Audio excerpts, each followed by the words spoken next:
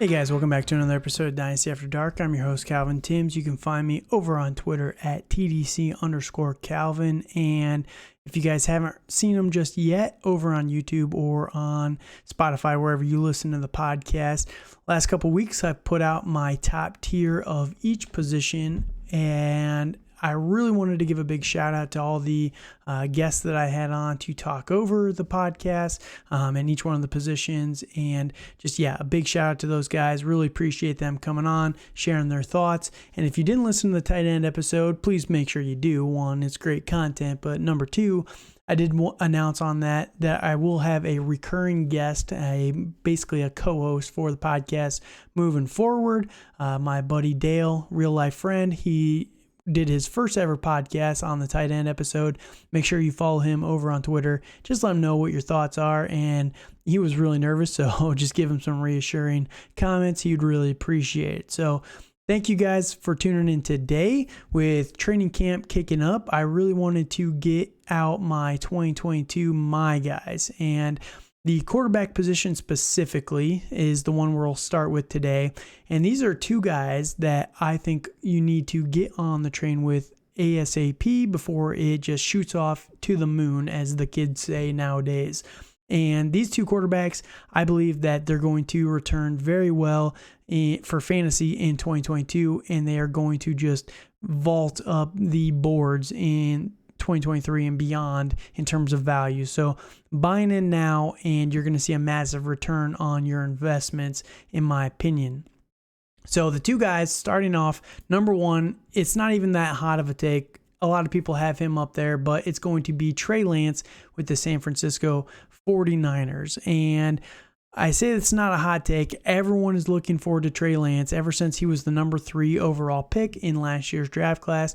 He was a rookie last year. He managed to play in 6 total games, but in 3 of those games, he had 7% of snaps. He basically came in for 3 rush attempts, 1 pass attempt, 4 rush attempts, and that was pretty much it. And then the last game, he had 4%. He came in for 1 pass. So he really didn't do much in 3 of those games. So he only had about 2.5 actual games worth of playtime last year. Now, Trey Lance, coming out of college, only had 17 games played total in college. So he was very, very raw just coming out into the NFL. He's 22 years old right now and is the current Dynasty ADP quarterback number 10. So he's pretty high, but I think that he's going to return on that value and just massively jump up after this season. Now, the reasons why are pretty simple. If you look at the 2.5 games that he did play last year, and when you look at Trey Lance, first thing you have to look at is just the raw physical ability. He's very young, 22 years old, very inexperienced, but the dude has a cannon for an arm. He probably has one of the best arms in the NFL, and he's only 22 years old. It can only get better from here. Now, if you actually followed it last year, that was one of the biggest reasons why Trey Lance didn't play much as a rookie. If you followed the training camp last year, Jimmy Garoppolo won the battle, and part of it is because he was more experienced. He knew the Kyle Shanahan offense, everything like that. But the second part of that was Trey Lance was very inaccurate in training camp last year because he put too much power on basically every single pass. The short stuff, the long stuff, doesn't matter. And the dude does have a cannon, but he needs to learn how to turn it into, maybe just a Desert Eagle from time to time. Just, take a little bit of power off that thing every now and then. But if you look at Trey Lance, I think that the sky is the limit for this guy. And number one reason is it's Kyle Shanahan offense. we all know that Kyle Shanahan is a wizard when it comes to the run game. I think that he's going to scheme up a lot for Trey Lance because Trey Lance is 6'4", 224 pounds. He didn't actually run an official 40, but the anticipated 40 for him was about 4.5, which is just flying for a man that big. And that'll be a hint towards the second quarterback that I'm going to talk about here today. But Trey Lance is just a physical freak. And he is someone that has Lamar Jackson type of rushing in his game. We saw a lot of that with him at North Dakota State. He did a lot of rushing there, and I think that he's going to be able to do a ton of it in Kyle Shanahan's offense. All the beat reporters this year have said that Trey Lance is running all over the field in training camp so far, and I think that's going to continue moving forward. And Kyle Shanahan is going to be able to scheme that up no matter what. Now, when it comes to the passing game, we all know that Trey Lance has a cannon, like I talked about. His deep ball is going to be great. Brandon Ayuk has been connecting with that all over training camp so far, but it's the short stuff that they need to work on a little bit more. Well, the benefit to that is he also has Kyle Shanahan for that, who is able to scheme open passes just on the regular, like it's nothing, right? He is able to get these guys into space that they can just turn these plays into massive yards after contact, which is how Debo and George Kittle just absolutely thrive in this offense. So they're going to be able to scheme open Trey Lance short passes, even if he's not the most accurate. They're going to make it easy on him as much as possible. So he's going to have a lot in the passing game. He's going to have a ton in the rushing game. Now, again, I talked about it. He only played 2.5 games last year. You look at that. He averaged about roughly 31 rushing attempts in those 2.5 games. You average that out over a full season, that's about 211 rushing attempts. That is a ton for a quarterback. First off, that's a lot right there. Second off, you take his average, and I think this is low. They brought him in a lot last year near the goal line, so it kind of alters these numbers a little bit there. But he averaged about 4.4 yards per carry. On 211 pass attempts, that's 934 rushing yards. Now, you add in Debo and George Kittle with those yak monsters that they are. The sky is the limit for Trey Lance. I'm telling you, jump on board while you still have a chance. QB10 is going to be smashed this year. I'm telling you, I love this kid. I think that he has all the potential in the world, and going forward in 2023 and beyond, it's just going to get better. And the benefit of this guy as well, I know he was the number 3 overall draft pick last year, so there's a lot of expectations on Trey Lance, but the San Francisco 49ers gave up 3 first-round picks for this guy at number 3 last year. They have to make him work. If he does not work out, they will probably get fired because, you cannot give up that much for a quarterback and then not have him pan out. So I think that their jobs ride on Trey Lance, and Kyle Shanahan and John Lynch are going to do everything imaginable to make this kid succeed. And that's why I think that for fantasy, buying in now is not going to be something you regret. Now, again, this is not a bold take. A lot of people are in on Trey Lance. That's why I think the second guy is a little bit more bold than what most people are anticipating, though the ADP is a little bit higher than I anticipated. The second guy is actually Justin Fields with the Chicago Bears. Now, he is 23 years old. Current ADP of quarterback number 13. And that 13 surprised me a little bit for Superflex leagues because Justin Fields, there's not a lot of hype around him because the Chicago Bears are one of the worst rosters in the NFL this year. And when you look at it from top to bottom, this roster is just not looking very good. The defensive side of the ball has been completely gutted. When you look at the wide receivers, there's not a lot of talent there. Darnell Mooney, people are very excited about. Velus Jones was a second-round pick. Byron Pringle, Equanimous St. Brown. These are the number 2 wide receivers listed for the Bears going into 2022. Not a great situation. Now, you've got David Montgomery and Cole Kmet, which people are very high on for the running back and the tight end position, but the offensive line is also not very good. It's kind of in shambles as well.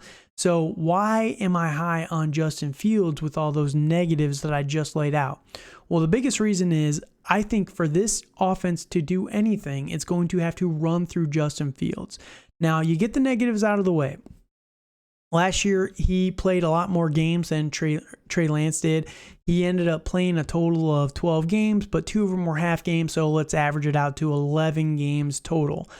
He had 270 attempts, 160 completions, only 1,800 yards, 7 touchdowns, 10 interceptions, 12 fumbles, 5 of them lost, so he was able to recover 7 of them, but that's not great.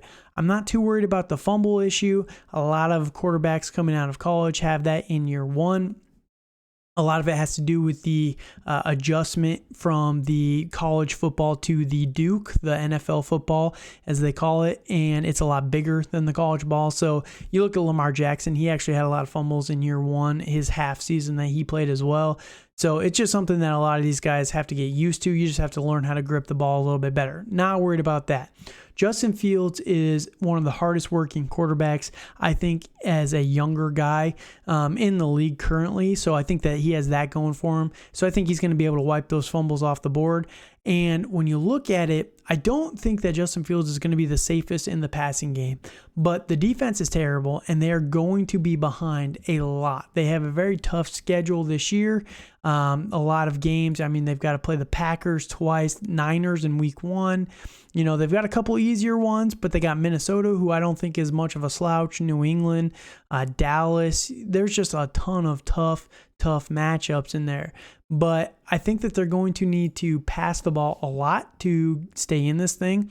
There might be a lot of interceptions this year, but I also think that there's going to be a lot more production as well.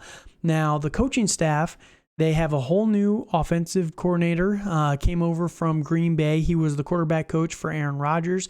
And before Aaron Rodgers signed his massive extension this offseason, he said that basically he wanted to go wherever this quarterback coach went just because that's how much he liked this guy. And the fact that he went over to coach Justin Fields is saying a lot, I think. So if Aaron Rodgers likes this guy that much, I think that Justin Fields is going to get along with him just fine. And he's the offensive coordinator for the Bears now with a defensive-minded head coach. So they're going to want to try and get him involved. But again, it's just a very low talent situation for the Chicago Bears.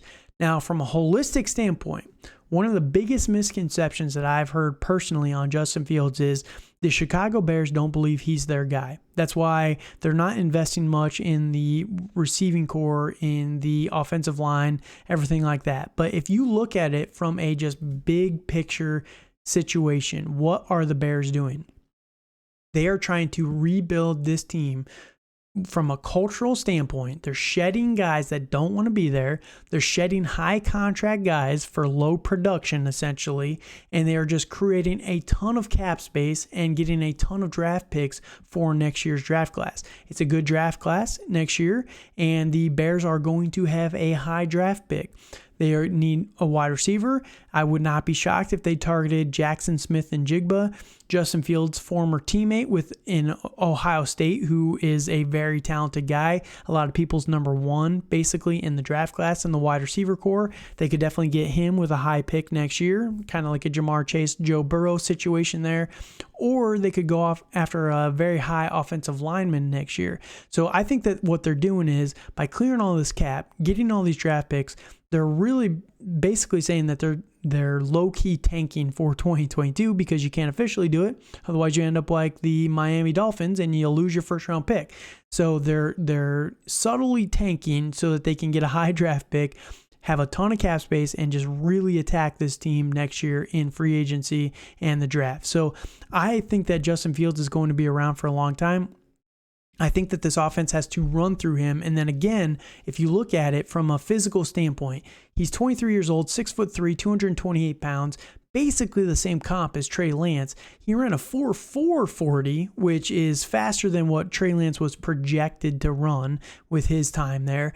And he is just a monster physically. He's just a big, imposing dude, and he can do whatever he wants on the field with the ball in his hands. I think that Justin Fields, he ran for 72 attempts last year for 420 yards, 5.8 per carry. I think that number is going to massively come up because if you listen to what happened last year with the Chicago Bears, Matt Nagy built the system around Andy Dalton as the starter and tried to plug Justin Fields into it instead of building a system for Justin Fields and making Andy Dalton adapt, which is what probably the smarter option would have been so that everything was in place for Justin Fields already. He just catered everything to Andy Dalton, which I think ultimately got him fired, but it is what it is at this point in time. I think that they're going to utilize Justin Fields. Again, I just talked about Trey Lance. He had a 17-game pace of 211 carries. 72 is nothing for a quarterback. I think that Justin Fields is going to be around that 200 mark as well, maybe 800, 900 yards as well, and you could definitely see maybe 8 or 9 touchdowns in that category as well. So I think that the rushing attempts is going to give Justin Fields a very solid floor for this season. And then again, they're going to have to pass the ball. It might not always be pretty, but again, I think that they're going to have to use Justin Fields. They might win a few games that they're not supposed to, and every yard is a point for fantasy football. So, you're getting points regardless. The interceptions, as long as he can control those, it's going to be fine. So Justin Fields, I think for 2022 is going to be sneaky good for the quarterback position, and I think that going forward, they're really going to try and build around him in the future. So I think both of these guys, Justin Fields and Trey Lance, buying into them now while you have the chance is only going to pay off massively for your teams going forward. Please let me know what your guys' thoughts are, but I love these two guys. And when I say this too, just to be clear, I have been getting these guys in every league possible this whole offseason, anywhere I can get these guys, just because I believe in them so much.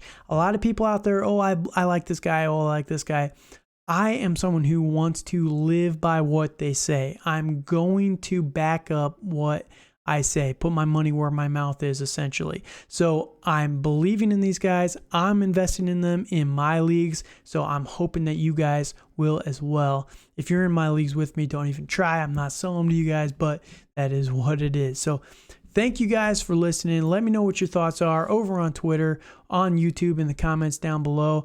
If you can leave a comment on Spotify or anything like that, it just helps with the algorithms. Leave a 5-star review or subscribe or leave a like on YouTube. Just anything you can to help me out. I would truly appreciate it. Tell the podcast about it to one friend if you can. And anything you guys can do to help just the podcast grow, I would greatly appreciate it.